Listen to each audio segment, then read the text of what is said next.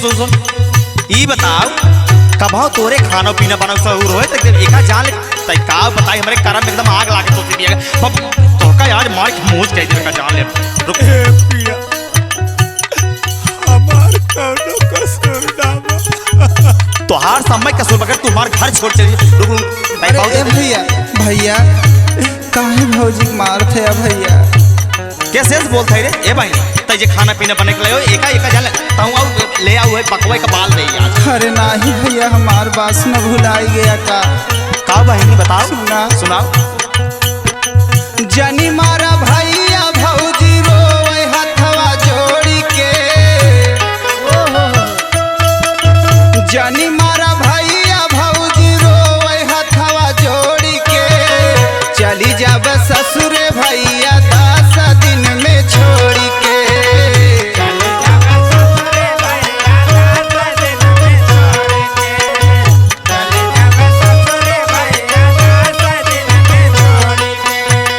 जनी मारा भैया भौजी रोए हथवा जोड़ी के चली जाब ससुरे भैया 10 दिन में छोड़ी के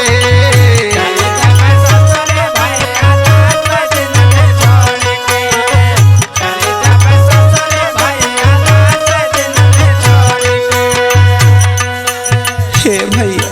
का बहनी भौजी के काहे मारथे भैया एका मारब ना एक पैसा के दान दहेज लेके ना आया ओकरे बाद एक तिकरे कौनो सहूर ना खाना ना पीना के एका मार खत्म कर देवे का जान ले नहीं भैया हमार बात सुना सुना बहनी सुना देथया दहेजवा भैया खेतवा का बेच के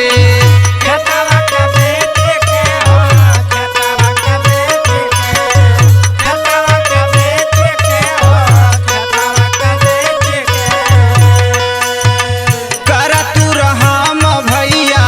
तनकी तू सोची के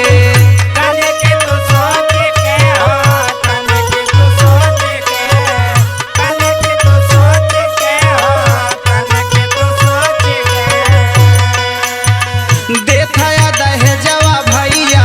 खेतवा का बेच के करा तू रहाम भैया तनकी तू सोच के फटही लुगारिया बितावे भौजी ओढ़ी के फटही लुगारिया बितावे भौजी ओढ़ी के चली जाब ससुरे भैया 10 दिन में छोड़ी के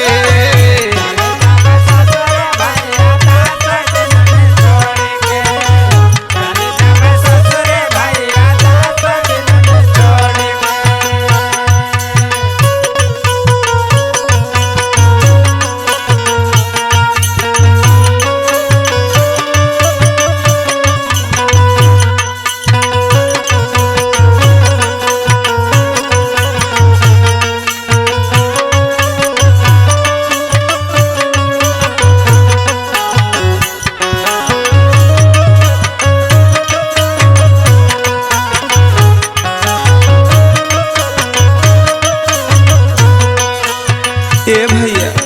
हाँ बहनी ये हमार बियाह करते कितना दुख मिलल भैया खेत बारिश कुल बिक जात भैया तोरे खुशी खातिर बहनी हम अपन जान कुर्बान कर देवे का जान लेकिन ई काव लेके आई यार लेकिन भैया भौजी बहुत गरीब भैया भौजी गरीब हमें कुछ ना चाहिए बहनी का जान ले लेकिन हम एक जान ली बहुत दिन बाद घर छोड़ दे ए भैया एक ठे बात कही भौजी तू सुना हम बहुत बड़ी गलती कर चुकी है भैया काव के चुकी है बहनी बताओ रची रची भौजी बनावे जब खानवा हो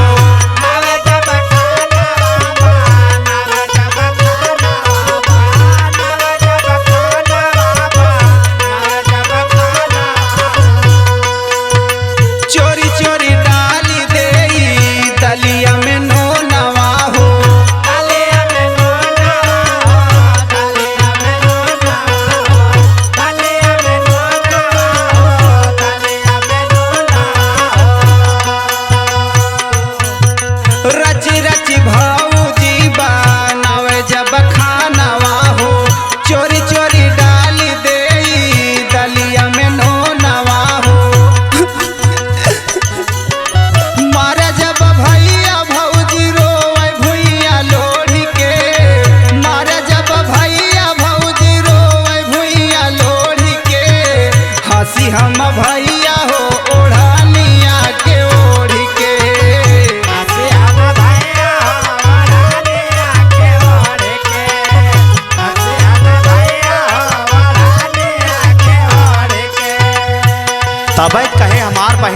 फौजी कोर्स काहे बोलत बा यहू एकर चुंगली करत रही है।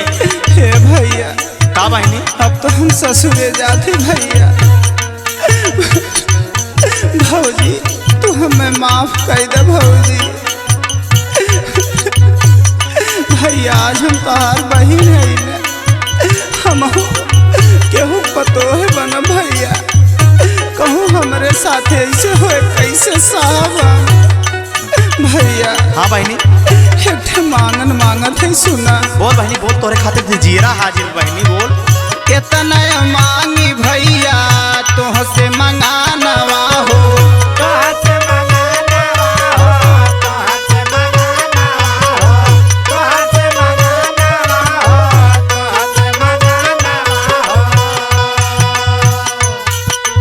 भौजी के समझा नाही अब दुश्मनवा हो।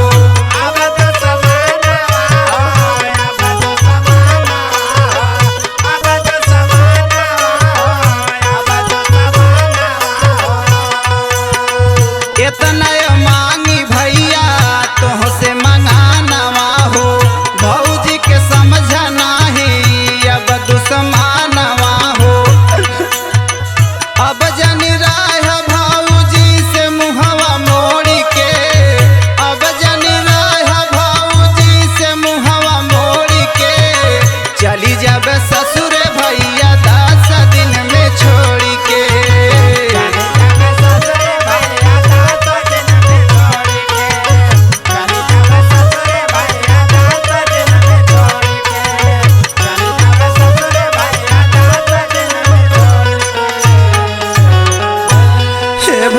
हाँ बहनी दहेज में कमी कर दी है, लेकिन भौजी का बहुत माना भैया।